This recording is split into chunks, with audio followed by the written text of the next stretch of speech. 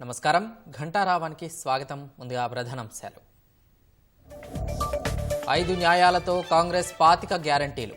న్యాయపత్ర పేరుతో హస్తం పార్టీ ఎన్నికల ప్రణాళిక.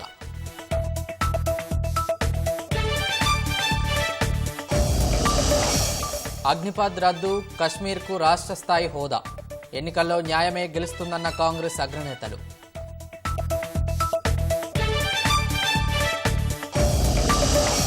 తుక్కుగూడ జనజాతర సభకు కాంగ్రెస్ భారీ ఏర్పాట్లు. 10 లక్షల మంది తరలి వస్తారని మంత్రి సీతక్క ధీమా.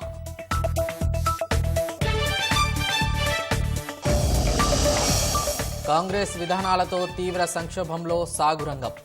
రైతులను ఆదుకోకపోతే వెంట పడతామని కేసీఆర్ హెచ్చరిక.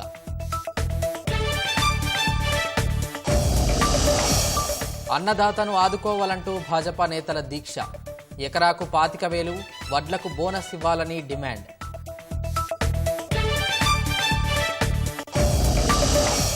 ఎమ్మెల్సీ కవితను ప్రశ్నించేందుకు సీబీఐకి అనుమతి. విచారణ వేళ మహిళా కానిస్టేబుల్ ఉండాలని షరతు.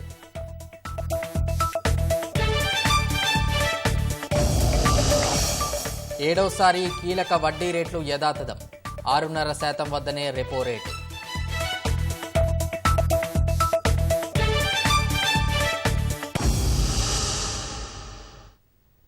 ఉమ్మడి కరీంనగర్ పర్యటనలో భాగంగా సిరిసిల్ల పార్టీ కార్యాలయంలో భారత అధ్యక్షుడు కేసీఆర్ మీడియాతో మాట్లాడుతున్నారు. ప్రత్యక్ష ప్రసారం ద్వారా చూద్దాం. రైతులకు బ్యాంకుల నుంచి ఇబ్బందులు రాకుండా చూడాలి ఒకటి. రెండవది 500 బోనస్ ఇవ్వాలి. ఇవ్వకపోతే పులుల్లాగా మీ గొంతు కరిసి చంపుతాం, జాగ్రత్త అని మనవి చేస్తా ఉన్నా. వదిలిపెట్టాం. 3-4 నెలలు ఎందుకంటే కొత్త గవర్నమెంట్ వస్తే మేము ఓర్వలేక అంటున్నాము, ఓర్పుమాలతనానికి అంటున్నామని అంటారని ఓపిక పట్టినాం ఇన్ని రోజులు. కేసీఆర్ ఎల్లుండికి ఆగడు, సమస్య లేదు. ఒక జిల్లా 2 జిల్లాలు కాదు, ఎక్కడ రైతులకు కష్టం ఉంటే అక్కడ గద్ద లెక్క వాళ్తా మీ సంగతి మీ భర్తమేందో తేలే విధంగా 100% మీద పోరాటం చేస్తాం. ఈ పోరాటం ఒక రోజుతోనో ఒక పూటతోని ఒక తమాషతోనే అయ్యేది కాదు. సమస్యలు పరిష్కారం అయ్యేదాకా ప్రజల పక్షాన ఉండడమే మా బాధ్యత. మేము ప్రధాన ప్రతిపక్షం ఈ రాష్ట్రంలో. 100% మాకు ప్రజలు అదే పాత్ర ఇచ్చిండ్రు. కాబట్టి ఆ పాత్రకు పూర్తి న్యాయం చేస్తాం. మీ మెడలు వంచుతాం, ప్రజలకు న్యాయం చేస్తాం. మీరే రెఫరెండం అని చెప్పిండ్రు. ఆ ప్రకారం చేనేత కార్మికులకు ఏం సమాధానం చెప్తారో చెప్పండి. కాంగ్రెస్ పార్టీకి క్షమాపణ చెప్పాలి చేనేత కార్మికులకు అంత నీచంగా మాట్లాడినందుకు. వాళ్ళకి ఆర్డర్లు ఇవ్వాలి వెంటనే, తర్వాత పాత బకాయిలు చెల్లించాలి వెంటనే, లేకపోతే ఊరుకోం, లీగల్ బ్యాటిల్ కూడా పోతాం. ఈ విధంగా చేస్తామని చెప్పి తెలియజేస్తూ ఈరోజు నా యాత్రలో పాల్గొనే ఎండ ఉన్నా నా యాత్రలో పాల్గొన్నటువంటి నాయకులకు, కార్యకర్తలకు, అదేవిధంగా వచ్చి వాళ్ళ సమస్యలు చెప్పిన రైతులకు కూడా కృతజ్ఞతలు తెలియజేస్తూ థ్యాంక్ యూ సో మచ్ అండి. ఈరోజు no politics please please please please.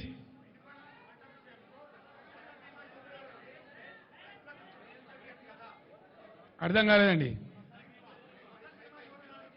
ఆ యోజన ఉంటే కదా బాబు, ఫసల్ బీమా యోజన ఉంటే కదా. గుజరాత్లోనే దిక్కులేదు ప్రధానమంత్రి రాష్ట్రంలో.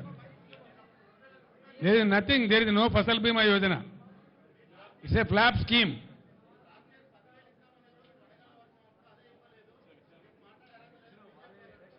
బీజేపీకి ఒక ముడ్డిమోకం ఉన్నదండి ఈ రాష్ట్రంలో. బీజేపీ పార్టీ, దానికి ఒక కథ. ఏందా బీజేపీ నాకు అర్థం కాదు. అంతకుముందు బాబు అంతకుముందు 100 కాన్స్టిట్యున్సీల డిపాజిట్ పోయింది. మొన్న అసెంబ్లీ ఎలక్షన్లలో 64 సీట్ల డిపాజిట్ పోయింది. వాళ్ళు మా కార్యకర్త, మా నాయకుల చుట్టూ తిరుగుతూ ఉన్నారు, క్యాండిడేట్ కావాలను, క్యాండిడేట్ కావాలని. అదొక పార్టీ, దాని ఒక కథ. దాని గురించో లెక్కనావా ఈ రాష్ట్రంలో. Sorry, thank you. చిన్న జిల్లాలు కూడా పోతే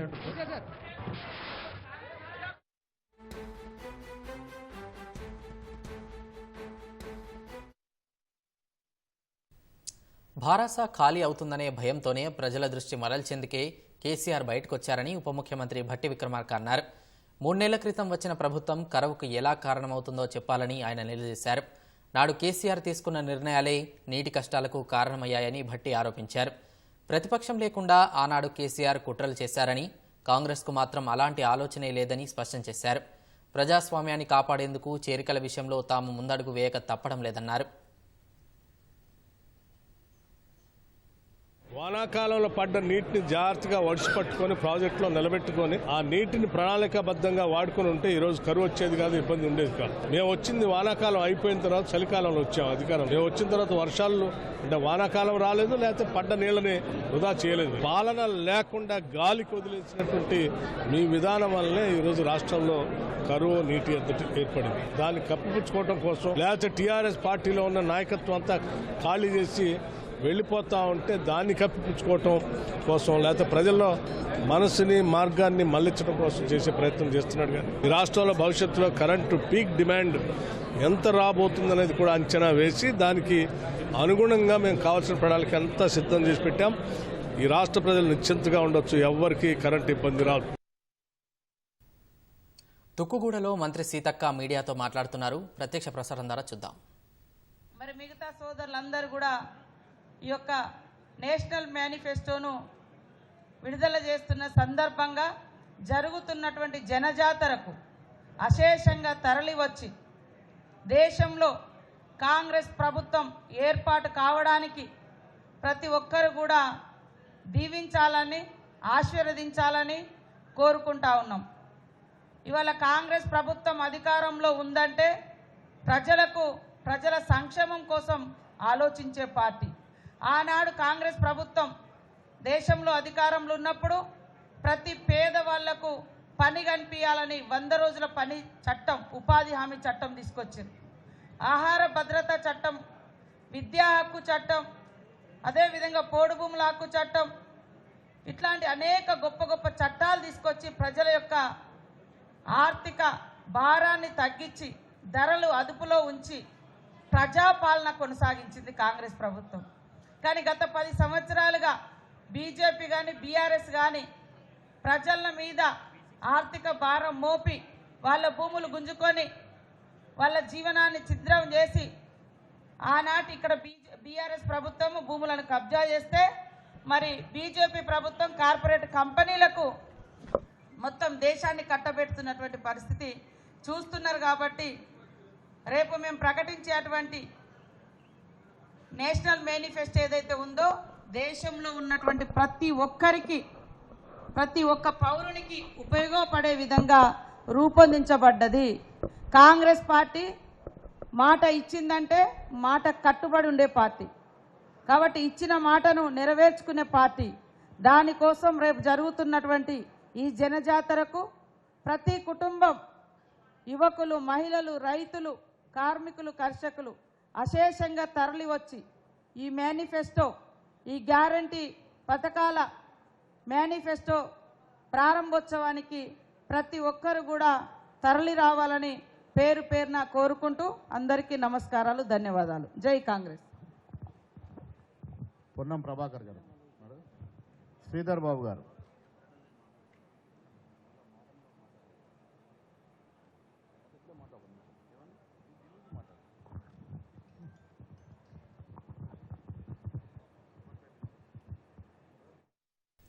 కనీస మద్దతు ధరకు చట్టబద్ధత, అప్రెంటిస్షిప్ హక్కు, ఎస్సీ, ఎస్టీ, ఓబీసీ రిజర్వేషన్లపై 50% పరిమితి ఎత్తివేత వంటి హామీలతో కాంగ్రెస్ లోక్సభ ఎన్నికలకు మేనిఫెస్టోను ప్రకటించింది. వచ్చే ఎన్నికల్లో అధికారానికి వస్తే ప్రస్తుతం అగ్రకులాల్లోని పేదలకు అమలు చేస్తున్న 10% ఈడబ్ల్యూఎస్ కోటాలో అన్ని కులాలకు అవకాశం కల్పిస్తామని కాంగ్రెస్ తన మేనిఫెస్టోలో వెల్లడించింది. పేద మహిళలకు ఏడాదికి ₹1,00,000 ఆర్థిక సాయం, రైతులకు రుణాల మాఫీ చేస్తామని పేర్కొంది. ఉపాధి హామీ పథకం కూలీని ₹400 పెంచడం సహా పట్టణ పేదల కోసం ఉపాధి హామీ పథకాన్ని తెస్తామని హామీ ఇచ్చింది. దేశంలోని అన్ని వర్గాలకు ప్రయోజనం కలిగే విధంగా 5 న్యాయాలతో కూడిన 25 గ్యారంటీలను కాంగ్రెస్ ప్రకటించింది. యువత, మహిళలు, రైతులు, కార్మికులకు ప్రత్యేక న్యాయాలను ప్రకటించిన కాంగ్రెస్ ఆర్థిక సమానత కోసం జాతీయ కులగణన చేపడతామనే హామీలతో ఎన్నికల మేనిఫెస్టో ప్రకటించింది. ఢిల్లీలోని పార్టీ కార్యాలయంలో నిర్వహించిన కార్యక్రమంలో ఏఐసీసీ అధ్యక్షుడు మల్లికార్జున ఖర్గే, ఆ పార్టీ మాజీ అధ్యక్షురాలు సోనియాగాంధీ, ముఖ్యనేత రాహుల్ గాంధీలు న్యాయపత్ర పేరుతో రూపొందించిన సార్వత్రిక ఎన్నికల మేనిఫెస్టో విడుదల చేశారు. 5 అంశాల ఆధారంగా 25 గ్యారంటీలను ఇచ్చిన కాంగ్రెస్ ఇండియా కూటమి అధికారంలోకి వస్తే 10% ఈడబ్ల్యూఎస్ రిజర్వేషన్లను అన్ని కులాలు మతాలకు వర్తింప చేయనున్నట్లు హామీ ఇచ్చింది. ఎస్సీ ఎస్టీ బీసీ రిజర్వేషన్లపై ఉన్న 50% పరిమితి ఎత్తివేసేందుకు రాజ్యాంగ సవరణ చేస్తామని హామీ ఇచ్చిన కాంగ్రెస్ సామాజిక న్యాయమే లక్ష్యంగా దేశవ్యాప్తంగా కులగణన చేపట్టనున్నట్లు తెలిపింది. కేంద్ర ప్రభుత్వ శాఖలకు మంజూరై ఖాళీగా ఉన్న 30 లక్షల ఉద్యోగాలను భర్తీ చేస్తామని తెలిపింది. ఈ ఏడాది మార్చి 15 నాటి వరకు ఉన్న విద్యా రుణాల్ని మాఫీ చేయటం సహా ప్రభుత్వ ఉద్యోగ పరీక్షల ఫీజులు రద్దు చేయనున్నట్లు వెల్లడించింది. రైట్ టు అప్రెంటిస్ చట్టం తేనున్నట్లు కాంగ్రెస్ తెలిపింది. మైనార్టీలకు వస్త్రధారణ, ఆహారం, భాష, పర్సనల్ లాను ఎంచుకునే హక్కు కల్పిస్తామని హామీ ఇచ్చింది. రాజస్థాన్లో అమలు చేస్తున్న ఆరోగ్య బీమా పథకం నమూనాలో పేదల కోసం 25 లక్షల వరకు నగదు రహిత బీమాను అమలు చేయనున్నట్లు హామీ ఇచ్చింది. దేశంలోని పేద మహిళలకు ఏటా 1,00,000 సాయం, రైతులకు రుణాల మాఫీ చేస్తామని పేర్కొంది. ఉపాధి హామీ పథకం కూలీని 400 రూపాయలకు పెంచుతామని, పట్టణ పేదల కోసం ఉపాధి హామీ పథకాన్ని తెస్తామని హామీ ఇచ్చింది. ప్రస్తుతం సైన్యంలో అమలు చేస్తున్న అగ్నిపథ్ కార్యక్రమాన్ని రద్దు చేసి పూర్తిస్థాయి నియామకాలు చేపడతామని తెలిపింది. ఇండియా కూటమి అధికారానికి వస్తే జమ్మూ కశ్మీర్ కు పూర్తిస్థాయి రాష్ట్ర హోదా కల్పిస్తామని కాంగ్రెస్ హామీ ఇచ్చింది. युवा न्याय के तहत हर शिक्षित युवा की पहली नौकरी अप्रेंटिसशिप के साथ पक्की हो जाए। स्किल डेवलपमेंट के तहत और बहुत से इंडस्ट्रीज में इनको काम मिलेगा। नारी न्याय के तहत गरीब परिवार की महिला को सालाना 1 लाख की मदद देंगे। किसान न्याय के तहत किसानों की कर्ज माफी और एमएसपी कानून की गारंटी भी हम देंगे। और श्रमिक न्याय, इसके तहत मनरेगा में भी कम से कम 400 रुपए मजदूरी दिया जाएगा। हिस्सेदारी न्याय में सामाजिक आर्थिक समानता के लिए या जातीय जनगणना होगी, जिससे सबको फायदा होगा, या किसी के फॉर में किसी के अगेंस्ट में नहीं है। అనంతరం మాట్లాడిన కాంగ్రెస్ ముఖ్యనేత రాహుల్ గాంధీ ప్రస్తుత ఎన్నికలు ప్రజాస్వామ్యాన్ని, రాజ్యాంగాన్ని ధ్వంసం చేసే వ్యక్తులకు వాటిని కాపాడే వారికి మధ్య జరుగుతున్న పోరాటమని పేర్కొన్నారు. ఈ ఎన్నికల్లో న్యాయమే గెలుస్తుందని రాహుల్ విశ్వాసం వ్యక్తం చేశారు. ఆ న్యాయం ఇండియా కూటమి వైపే ఉందన్నారు. नरेंद्र मोदी जी ने जैसे अदानी जी की मोनोपोली है पोर्ट्स पर, इंफ्रास्ट्रक्चर पर, डिफेंस में, वैसे नरेंद्र मोदी जी ने पॉलिटिकल फाइनेंस की मोनोपोली बनाई है। कैसे बनाई है? ED, CBI, income tax department का प्रयोग करके। अगर आप बॉन्ड स्कीम्स को देखें तो उसमें साफ दिख जाता है कि नरेंद्र मोदी जी ने, बीजेपी ने एक प्रकार से पॉलिटिकल फंडिंग एक्सटोर्शन से, धमकी से, प्रेशर से बनाई है। కాంగ్రెస్ మేనిఫెస్టోను ప్రతి ఒక్కరూ నిశితంగా పరిశీలించాలని, అందులో దేశానికి సంబంధించిన అద్భుత చిత్రం కనిపిస్తుందని ఖర్గే అన్నారు. కులమతాలు, భాషా భేదాలు లేని ప్రజాస్వామ్య ప్రభుత్వ స్థాపనకు ఈ ఎన్నికలను ఉపయోగించుకోవాలని కాంగ్రెస్ ప్రజలకు విజ్ఞప్తి చేసింది. కాంగ్రెస్ ప్రకటించిన మేనిఫెస్టో ఓ అబద్దాల మూట అని భారతీయ జనతా పార్టీ అభివర్ణించింది. దేశాన్ని దశాబ్దాల పాటు పాలించిన కాంగ్రెస్ గత ఎన్నికల సమయాల్లో ఇచ్చిన హామీలను నెరవేర్చలేదని భాజపా జాతీయ అధికార ప్రతినిధి సుధాంశు త్రివేది ఆరోపించారు. న్యాయం గురించి హస్తం పార్టీ ఇప్పుడు మాట్లాడుతోందన్న ఆయన, ఆ ప్రభుత్వం అధికారంలో ఉన్నప్పుడు ప్రజలకు ఎప్పుడూ న్యాయం చేయలేదని వ్యాఖ్యానించారు. ఓటర్లలో గందరగోళం సృష్టించేందుకే కాంగ్రెస్ ఇలాంటి ఎన్నికల మేనిఫెస్టోతో వచ్చిందన్నారు. ఎన్నికైన రాష్ట్ర ప్రభుత్వాలను రద్దు చేస్తామని, ట్రిపుల్ తలాక్ను పునరుద్ధరిస్తామని, ఓపీఎస్పై మళ్లీ యూటర్న్ తీసుకుంటామని కాంగ్రెస్ మేనిఫెస్టో స్పష్టం చేసిందని అసోం సీఎం హిమంత బిశ్వశర్మ విమర్శించారు. కాంగ్రెస్ హామీలో ఏ ఒక్కదానికి అమలు తేదీ కూడా లేదన్నారు. రైతులు, పేదలు, యువత, కార్మికులకు కాంగ్రెస్ ఎప్పుడూ అన్యాయం చేసిందని, ఆ పార్టీకి న్యాయం అన్న పదమే సరిపడదని మధ్యప్రదేశ్ సీఎం మోహన్ యాదవ్ వ్యాఖ్యానించారు. ఒక కుటుంబం గురించి మాత్రమే కాంగ్రెస్ పనిచేస్తుందని, ఆ కుటుంబేతర వ్యక్తులను పార్టీ సహించదని మండిపడ్డారు. కాంగ్రెస్ నాయకులు బాధ్యతారాహిత్యంగా మాట్లాడుతున్నారని మరో భాజపా సీనియర్ నేత రాజేంద్ర రాథోడ్ అన్నారు. రిజర్వేషన్ అంశంతో ఓట్లు దండుకోవాలని చూస్తున్నారని ధ్వజమెత్తారు. देखिए, कांग्रेस कपोल कल्पित बातें कर रही है। कांग्रेस ने इस बार इतने उम्मीदवार भी नहीं खड़े किए कि वो अगर सारे जीते तब भी वो अपनी सरकार बना पाए। उनको मालूम है कि उनको सरकार बनानी नहीं, सगुफा छोड़ना और गैर जिम्मेदाराना बात करना ये कांग्रेस पार्टी के नेताओं की आदत रह गई। अब आरक्षण का जिन निकालकर वोट की फसल काटने की कोशिश में कांग्रेस है, इसमें वो कामयाब नहीं होगी। శాసనసభ ఎన్నికల్లో ఇచ్చిన గ్యారంటీలని అమలు చేయని కాంగ్రెస్కు లోక్సభ పోరులో ఓటు అడిగే హక్కు లేదని భాజపా రాష్ట్ర అధ్యక్షుడు కిషన్ రెడ్డి అన్నారు. ఏఐసీసీ ప్రకటించిన ఎన్నికల మేనిఫెస్టోపై వ్యంగ్యాస్త్రాలు సంధించారు. కాంగ్రెస్ పార్టీ ఆఫీసులలో నోట్లు ముద్రించేటువంటి మిషన్లు పెడతారేమో, అన్ని ఆఫీసులలో నోట్లు ముద్రించేటువంటి మిషన్లు పెట్టి ఇస్తారేమో నాకు తెలియదు. గత శాసనసభ ఎన్నికల్లో schedule caste declaration, youth declaration, రైతు డిక్లరేషన్, మహిళా డిక్లరేషన్ పేరుతో ఏవైతే హామీలు ఇచ్చారో, గ్యారంటీల పేరుతో 6 గ్యారంటీల పేరుతో తెలంగాణ ప్రజలకు 100 రోజుల్లో పూర్తి చేస్తామని ఏవైతే 100 రోజుల గ్యారంటీ హామీ ఇచ్చారో, ఎన్నికల ప్రణాళికలో ఏవైతే ఇచ్చారో, దమ్ము ధైర్యం ఉంటే, చిత్తశుద్ధి ఉంటే మీరు ముందుగా గత శాసనసభ ఎన్నికల్లో ఇచ్చినటువంటి హామీలు అమలు చేసి చూపండి. ఆ హామీలు, ఆ గ్యారంటీలు అమలు చేయకుండా తెలంగాణ ప్రజలను ఓటు అడిగేటువంటి నైతిక హక్కు ఈ కాంగ్రెస్ ప్రభుత్వానికి లేదనే విషయాన్ని ఈ సందర్భంగా మనవి చేస్తా ఉన్నాను. ఎన్నికల ముందు ప్రజలను మభ్యపెట్టేలా హామీలు ఇవ్వడం, ఆ తర్వాత చేతులెత్తేయడం కాంగ్రెస్ పార్టీకి అలవాటేనని మాజీ మంత్రి హరీష్ రావు విమర్శించారు. ఈ విషయం చరిత్రలో ఎన్నోసార్లు రుజువైందని కాంగ్రెస్ అగ్రనేత రాహుల్ గాంధీకి రాసిన లేఖలో హరీష్ రావు ఆరోపించారు. 2004, 2009 ఎన్నికల సందర్భంగా ఎన్నో హామీలు ఇచ్చిన కాంగ్రెస్ వాటిని అమలు చేయలేదన్నారు. 2022లో సైతం అనేక హామీలు ఇచ్చి తెలంగాణలో అధికారంలోకి వచ్చారన్న హరీష్ రావు ఆ తర్వాత వాటిని విస్మరించారని లేఖలో పేర్కొన్నారు. అప్పుడు కేంద్రంలో, ఇప్పుడు తెలంగాణలో మాట తప్పిన కాంగ్రెస్ మళ్లీ ఏ ధైర్యంతో ఎన్నికల ప్రణాళిక విడుదల చేసిందని ప్రశ్నించారు. ఒక్క హామీని అమలు చేయని పార్టీలకు ఎన్నికల ప్రణాళికలు ఎందుకని హరీష్ రావు లేఖలో పేర్కొన్నారు. రాష్ట్రంలో రైతులు కరువు పరిస్థితులతో అల్లాడిపోతున్నా కాంగ్రెస్ ప్రభుత్వం పట్టించుకోవడం లేదని ఆరోపిస్తూ భాజపా పోరుబాట పట్టింది. రైతు సత్యాగ్రహం పేరుతో రాష్ట్ర వ్యాప్తంగా కమలం నాయకులు దీక్షలు చేపట్టారు. కరువు పరిస్థితుల వల్ల నష్టపోతున్న అన్నదాతలను ఎకరాకు 25,000 ఇచ్చి ఆదుకోవాలని నినదించారు. వరి క్వింటాల్కు 500 బోనస్, 2 లక్షల రుణమాఫీకి డిమాండ్ చేశారు. రాష్ట్రంలో పంటలు ఎండుతున్నా రాష్ట్ర ప్రభుత్వానికి చీమ కుట్టినట్టు లేదని భాజపా నాయకులు విమర్శించారు.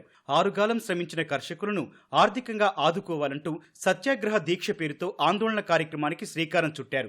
సంగారెడ్డిలో సత్యాగ్రహ దీక్షలో పాల్గొన్న ఓబీసీ మోర్చా జాతీయ అధ్యక్షుడు లక్ష్మణ్ కాంగ్రెస్ ప్రభుత్వంపై విమర్శలు గుప్పించారు.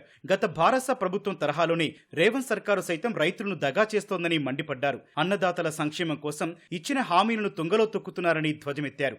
రాజకీయం చేయడం తప్ప రైతులకు అండగా నిలబడటంలో రేవంత్ రెడ్డి పూర్తిగా విఫలమయ్యారని భాజపా జాతీయ ఉపాధ్యక్షురాలు డీకే అరుణ మండిపడ్డారు. నారాయణపేట మున్సిపల్ పార్క్ వద్ద జరిగిన సత్యాగ్రహ దీక్షలో పాల్గొన్న ఆమె రుణమాఫీ, కౌలుదారులకు రైతు బంధు, వరికి 500 బోనస్ హామీలు ఏమయ్యాయని ప్రశ్నించారు.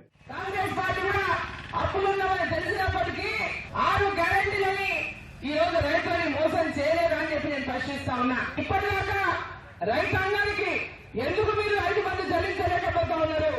ఎందుకు మీరు 2 లక్షల రుణమాఫీ ఇప్పటిదాకా అందజేయలేదు? ఇప్పటిదాకా 500 రూపాయల బోనస్ ని ఎందుకు అందజేయలేదని చెప్పి మేము ప్రశ్నిస్తా ఉన్నాం. మిస్టర్ రేవంత్ రెడ్డి గారు, మరి ఎందుకు రైతాంగానికి ఈరోజు మీరు మొహం చాటేస్తా ఉన్నారని చెప్పి నేను ప్రశ్నిస్తా ఉన్నా.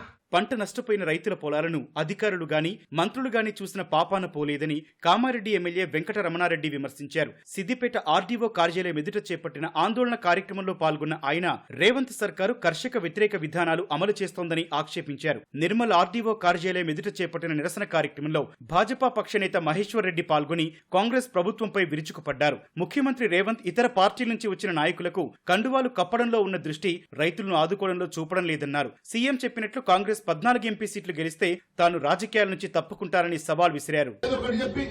నాయకుడిని కొనుగోలు చేయాలా, వారి మెడలో కన్వాలు కప్పాలా, ఏదో ఒక రకంగా ప్రజల ఓటు తీసుకునే ప్రయత్నం చేస్తున్నారు తప్ప నువ్వు ఇచ్చిన మేనిఫెస్టోని గుర్తుకు లేదని అడుగుతున్నా. అధిష్టానం మోసం చేసిందని రేపు నీ మూట చదువుకొని ఆ పార్టీ నుంచి బయటకు పోయే ప్రయత్నం చేస్తున్నావని నేను ఈరోజు ఆరోపణ చేస్తా ఉన్నా. నీకు ఛాలెంజ్ చేస్తా ఉన్నాను. 14 సీట్లు నువ్వు తెచ్చుకునేటువంటి ధైర్యం, దమ్ము నీకుందా? నేను నీకు 14 సీట్లు తెలంగాణలో గెలిపిస్తే నేను రాజకీయాల నుంచి తప్పుకుంటా. పార్టీ గేట్లు కాదు, ప్రాజెక్టుల గేట్లు తెరిచి ఎండుతున్న పంటలకు సాగునీరు అందించాలని హనుమకొండలో ఆ పార్టీ నాయకురాలు రావు పద్మ డిమాండ్ చేశారు. నిజామాబాద్ నిరసనలో పాల్గొన్న ఎంపీ అరవింద్ రైతులకిచ్చిన హామీలు రాష్ట్ర ప్రభుత్వం అమలు చేయడం లేదని విమర్శించారు. అన్నదాతలను విస్మరిస్తే త్వరలోనే కాంగ్రెస్ ప్రభుత్వం కోరడం ఖాయమని జోస్యం చెప్పారు. 75 సంవత్సరాల నుంచి మీరే రైతులను నాశనం చేస్తున్నారు. పసుపు రేట్లు 20,000 ఉన్నాయంటే ఎగుమతి దిగుమతి విధానం సరి చేసినాం కాబట్టి అయింది.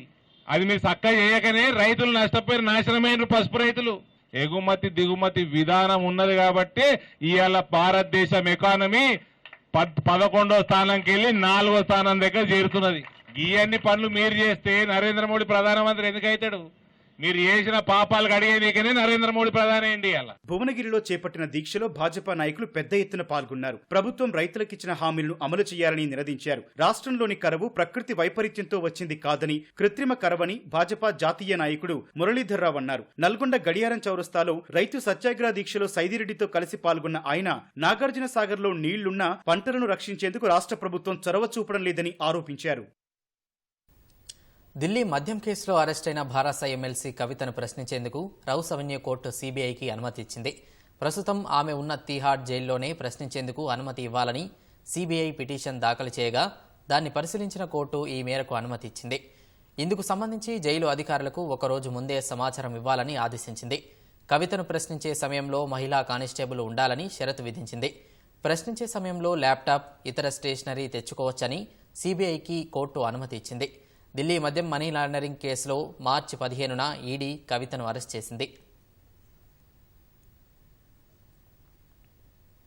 ఫోన్ ట్యాపింగ్ కేసులో రెండో రోజు టాస్క్ ఫోర్స్ మాజీ డీసీపీ రాధాకిషన్ రావును పోలీసులు విచారించారు. హార్డ్ డిస్క్లు ధ్వంసం చేయకముందు అందులో ఉన్న డేటాను ఎందులోనైనా నిక్షిప్తం చేశారా, ఎవరు ఒత్తిడితో ఈ తతంగం నడిపారు, ఎవరెవరి ఫోన్లను ట్యాప్ చేశారు, ఎంతమందిని బెదిరించి డబ్బులు వసూలు చేశారు వంటి కోణాల్లో రాధాకిషన్ రావు దర్యాప్తు బృందం విచారించినట్లు సమాచారం. అటు ఈ కేసులో దర్యాప్తు బృందం 2 కానిస్టేబుళ్లను అదుపులోకి తీసుకుని విచారిస్తున్నట్లు తెలుస్తోంది. మునుగోడు ఉప ఎన్నిక సందర్భంగా రాజకీయ నేతల ఫోన్లను 2 కానిస్టేబుల్ ట్యాపింగ్ చేసినట్టు ఆరోపణలు వచ్చాయి. వారిని అదుపులోకి తీసుకుని ప్రశ్నిస్తున్నట్లు సమాచారం. విచారణ అనంతరం వీరి పాత్ర ఉందని తేలితే అరెస్ట్ చేసే అవకాశం ఉంది.